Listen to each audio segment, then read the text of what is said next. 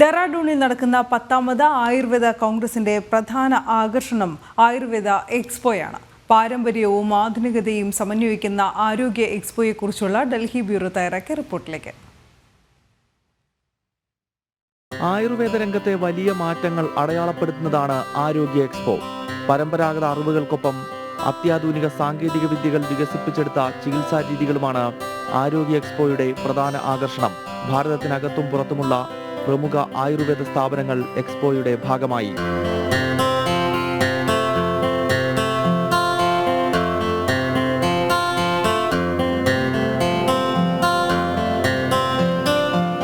ഡെറാഡൂണിലെ parade ഗ്രൗണ്ടിൽ 1,00,000 ചതുരശ്ര അടി വിസ്തൃതിയിലാണ് ആരോഗ്യ എക്സ്പോ ഒരുക്കിയിരിക്കുന്നത്.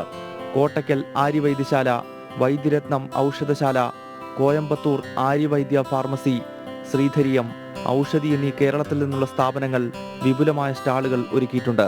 നമ്മളിവിടെ 10ാമത് വേൾഡ് ആയുർവേദ കോൺഗ്രസിന്റെ ഭാഗമായിട്ട് നമ്മുടെ വേൾഡ് ആയുർവേദ കോൺഗ്രസിന്റെ കോ സ്പോൺസറാണ് നമ്മൾ. നമ്മുടെ സ്റ്റാളിൽ നമ്മൾ നോക്കുകയാണെങ്കിൽ നമ്മുടെ ഡിവിഷൻ പലവിധ വിഭാഗങ്ങൾ പലവിധ ഡിവിഷൻസ് ഉണ്ട് നമുക്ക് കോയമ്പത്തൂർ ആയുർവേദ ഫാർമസിക്ക്.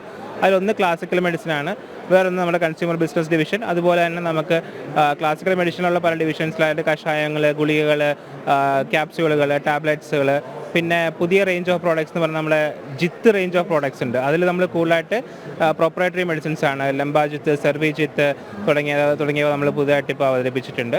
കൂടാതെ പലതരം ഘൃതങ്ങൾ പലതരം ക്യാപ്സ്യൂൾ ആക്കിയിട്ടുണ്ട് നമ്മൾ, ഘൃത ക്യാപ്സ്യൂൾസ് ആയിട്ട്.